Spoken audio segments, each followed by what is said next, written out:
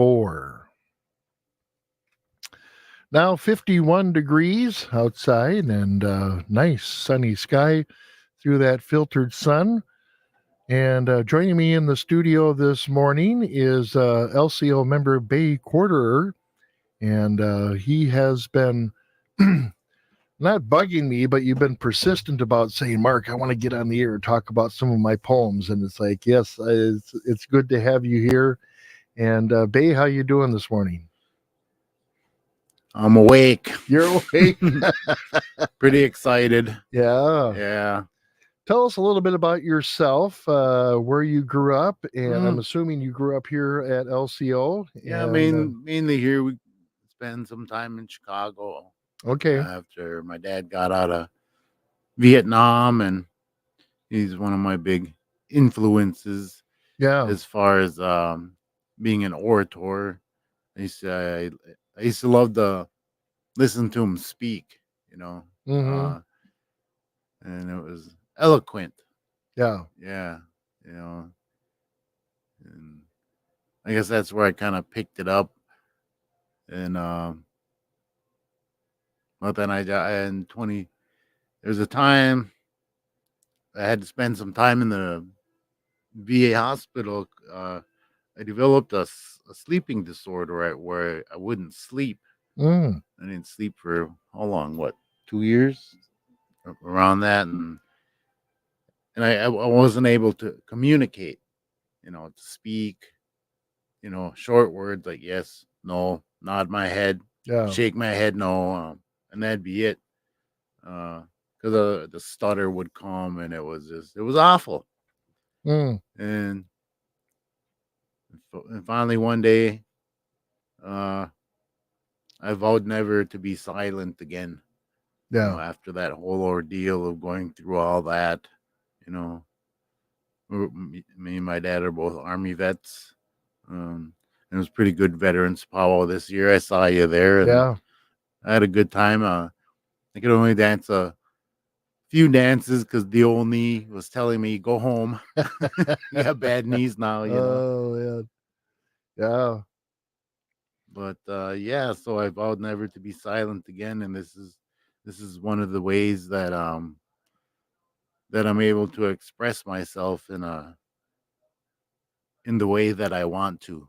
Yeah. I mean, other people. I mean, everybody has their thing that makes them feel good. Um, accomplishments, big or Mm-hmm. small. It's just, as long as you accomplish something, then you're doing all right. Yeah. Yeah. But I don't.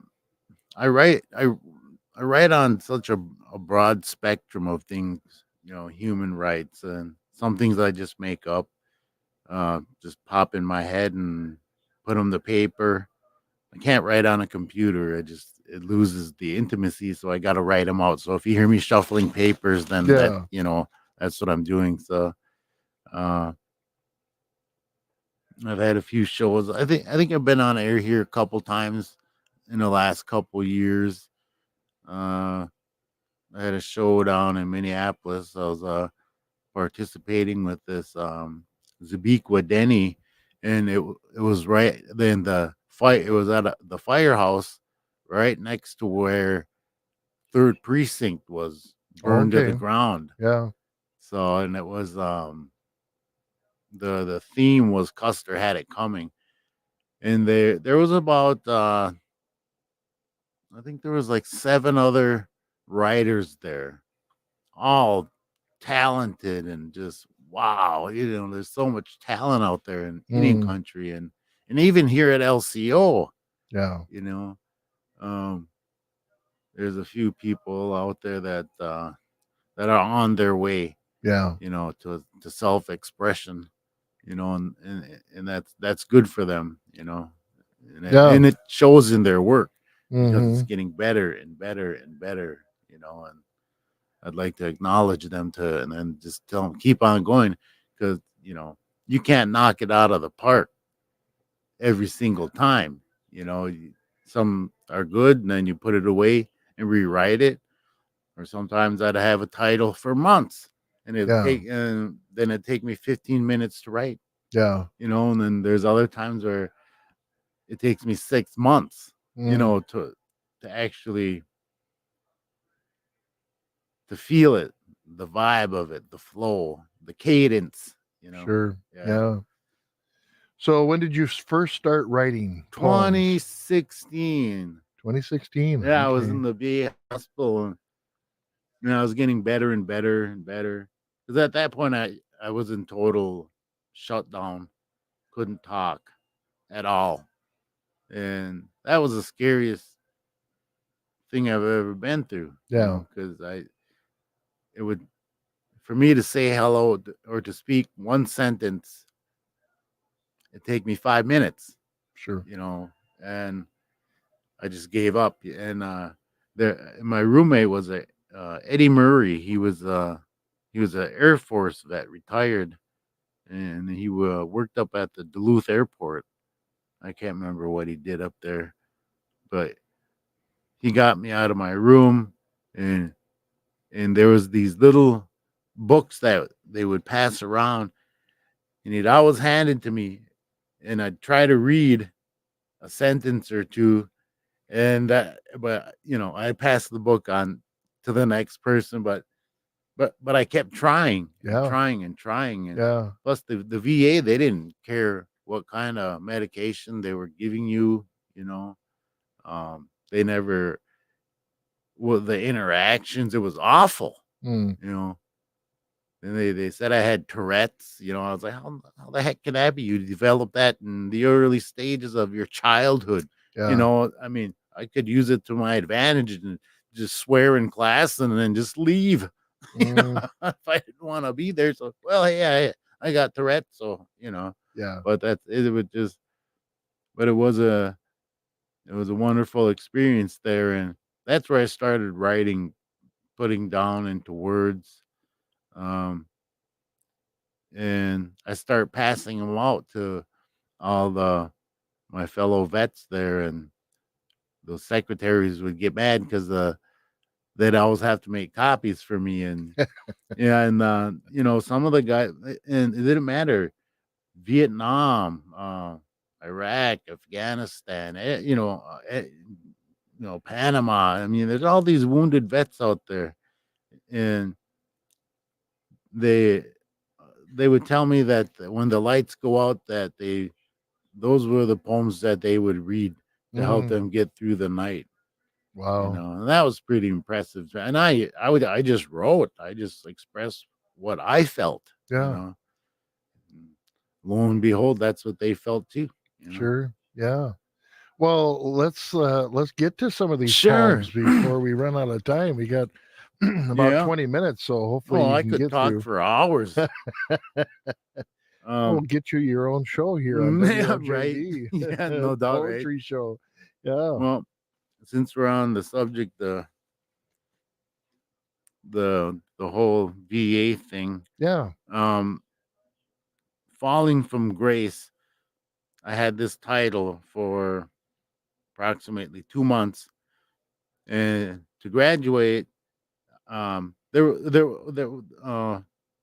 was this question that they asked in that the um, the correspondence that they gave us.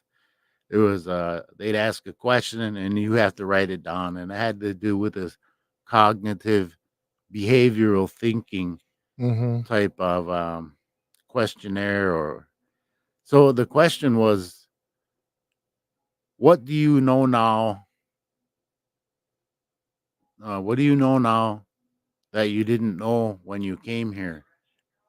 And this is how I answered that. Okay. And it's called Falling from Grace. This one kind of chokes me up. But when I came here, I wore crowns of great sorrow, wounded, lordship over what? Left to rebuild, each each brick falling through my fingers like sand, desperate, every movement frantic, a madman clinging to his sanity. building his fortitude of solitude, falling from grace. A single spark guides me now, lighting my way. I call it hope. Retracing the steps of those who have gone on before me and exhausting always forward. Looking back now to see where I've been, I realize that it was not I who was fallen from grace. It is grace that has risen to me. And that's the very third poem I ever wrote, Wow. What was that title again? Falling from Grace. Falling from Grace. Wow. And that there was, and when I there were people skipping their classes to come. This was my graduating day, Okay. and there were a lot of the soldiers and veterans there. They that classroom was packed, Yeah. to come see me grad, because I came so far in such a short time in the in by just by communicating. Right. Yeah. Yeah, so it was really neat. And then I got this. I have one here. We went out to. It was the day before. They put the all call to veterans out in Standing Rock, and Rusty Barber was vice chairman then, and I had been following all of that, the atrocities that were going on out there. I mean, the Mm-hmm. abuse and it was just, yeah. I mean, we we're we're the only people that the government arms themselves against us, even in Yeah. um Right. peaceful resolution, you know. And I couldn't, and it was just so I got, I was really upset. And I talked to my dad and Suzanne Mills Wem. She was another Eagle staff carrier here, carries Yeah. the women's Eagle veterans staff, beautiful staff. Yeah. And so I went to Rusty and I said, that's where our Eagle staffs need to be carried, is out there. And he agreed. And so I was carrying the LCO vets Eagle staff, and uh, my dad was carrying the LCO soldier staff. Suzanne had her staff, Vern Martin, but there was a handful of veterans: Gary Claus, Buffalo Claus, Bill Swala, and some women from the women's auxiliary. Mm-hmm. And it was and that's that day Obama signed, you know, he stopped it for 5 minutes. His last act of president. Yeah. Yeah, he shut it down, but it was significant. But then how that went. Trump took over, and then it went ahead as planned anyway. Mm. But and when we got back, well, I was out there and I was walking down Flag Road. I was looking around, just taking it all in, all the beauty and all the the strength of these people, our people's coming together in that solidarity of that one voice saying,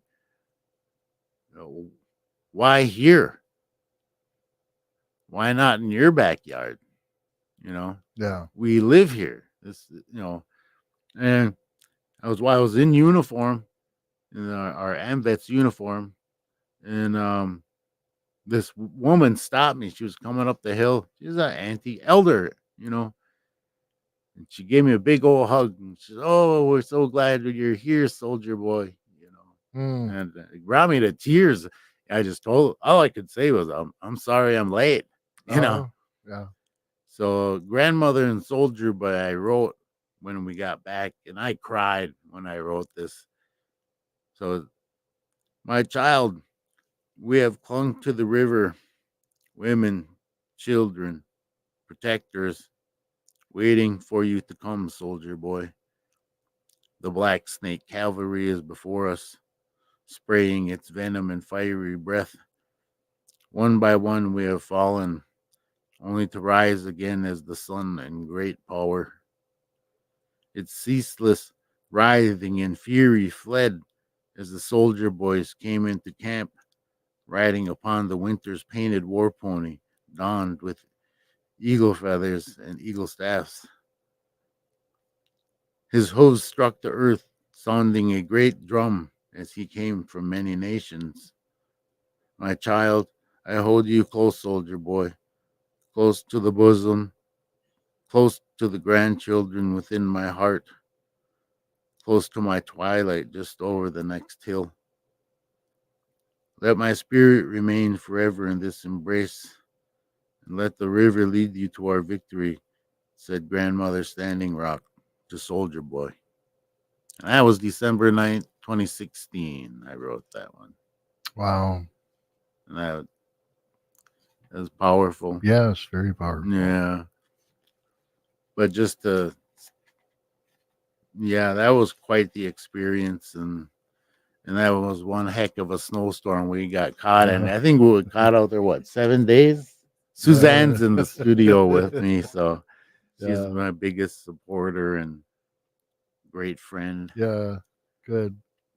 And this one, I always wanted to capture the essence of a woman dancing around, the powwow or ceremonies. And it took me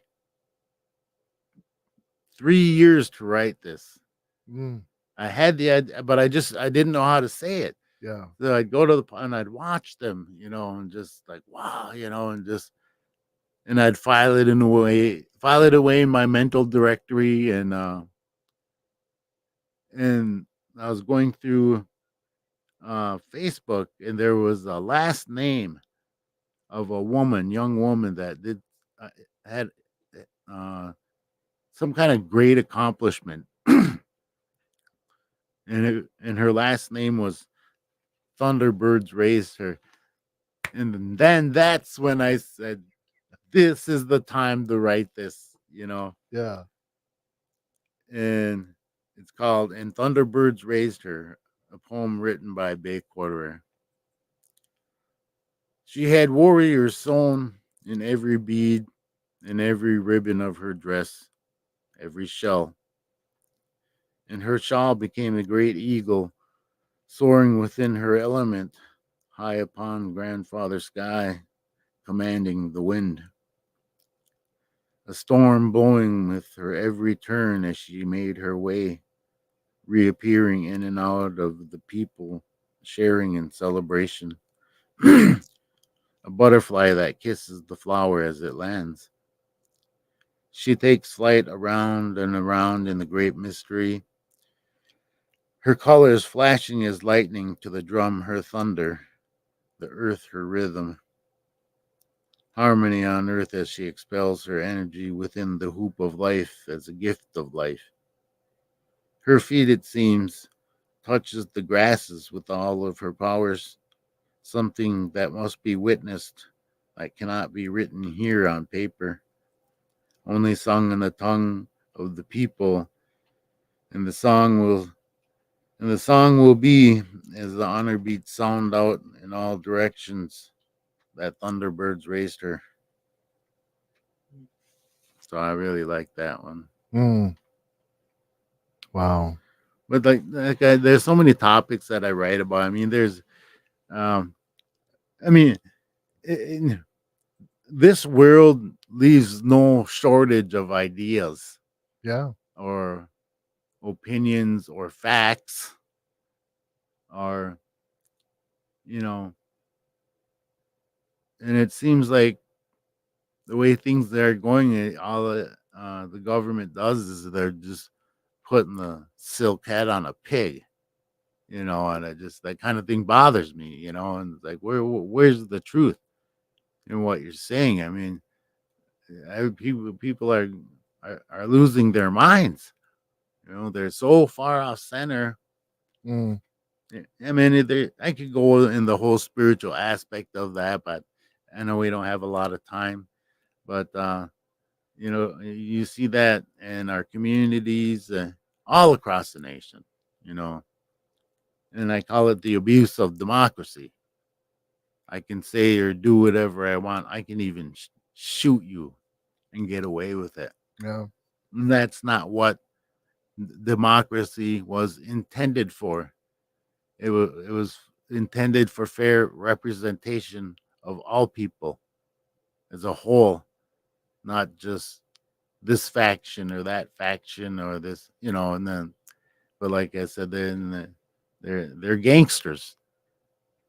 So then native native who picked me up 2 years ago. It was on Christmas Day, and Joy Harjo was going to be speaking at some university in Pennsylvania, and and it was on Facebook, and I typed in there. I always wanted to go to something like that. I just, I've never been to anything like that structured. I was been on my own, just doing my own thing and plugging away and not giving up. And so Jolene Brown, she's the CEO of that nativehoopmagazine.org. And she said, send me some of your stuff. So, like for a year and a half straight, I've been published in their magazine. Wow. Yeah. So that's pretty neat. And um, and this is the one I sent her. This, I can't remember. This is, it's called The Dance. I'm not sure what spells of the universe draws me from my bed in listless slumber. What sounds are hers that beckon me to wait upon these shores? Rhythmic and lapping waves initiate the beginning of our elemental dance underneath the moon and stars. She glides in and out of my awareness as if she were the very mist herself, secreting our fray, knowing the dawn will eventually come. The earth, water, wind, and fire are the instruments of these deep dreams and the surreal, great beauty and silent motion.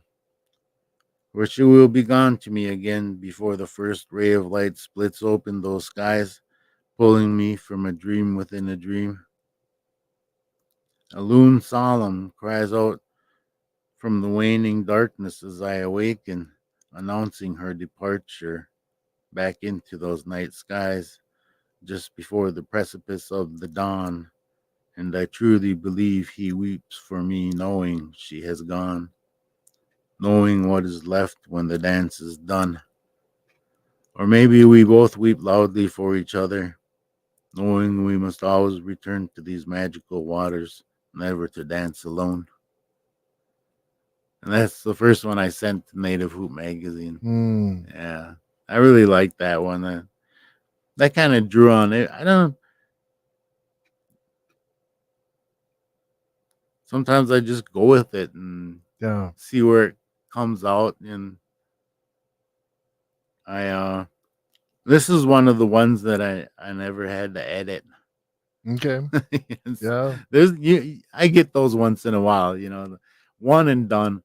And Yeah. sometimes it takes 20 times till you get it done. It's like, it's the wrong word. It doesn't have the Yeah. cadence. Mm. Yeah. I think we have time for one more. All right. I like this one. In another life, I would make all of the same beautiful mistakes I've ever made. Mm. The ones that have brought me to the brink of the ends of my strength. I would paint the doors to them in the brighter shade of knowledge, something more appealing than the color of fear as they open and close behind me. And I would scribe them deeply in blood ink so that I would know my wisdom. There would be a window to look out of for contemplating over another life of the things that I have warred over and lost. And there would be bright and beautiful rays of light drawn over those distant battlefields. A picture of solemn silence that would pause your very breath as the smoke wanes.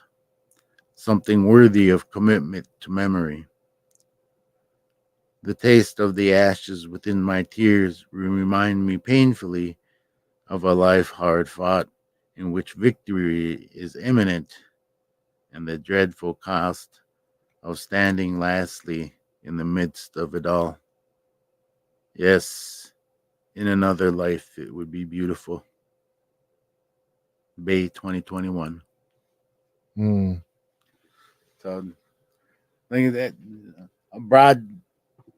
I write about anything, yeah. anything that just strikes me, and I try to stay away from the political stuff. Hmm. I mean, but I have said some things, and I try to be as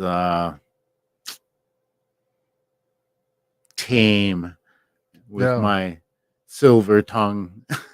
you know, so I really don't do political stuff. I don't know. I don't even know what it's called, what I do, what genre, or I just write. Yeah. I just write Doesn't whatever. have to fit in any sort of Yeah, genre. exactly. Yeah. But Wow. it's been fun, Yeah. and it's been a long road where people like they know me out on the community, Right. just some, Yeah.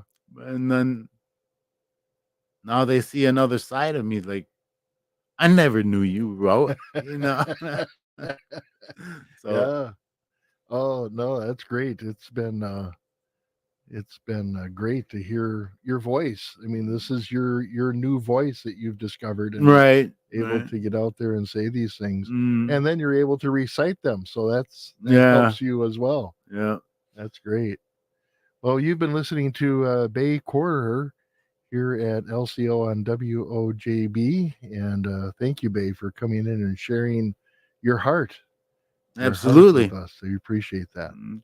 So hopefully I can plan a community event sometime, maybe at the Yeah, college. yeah. Let I'll us get. know. I would love to have that audience Okay. from my community. Yeah, All right. Thank you very much. you bet. You're listening to WOJB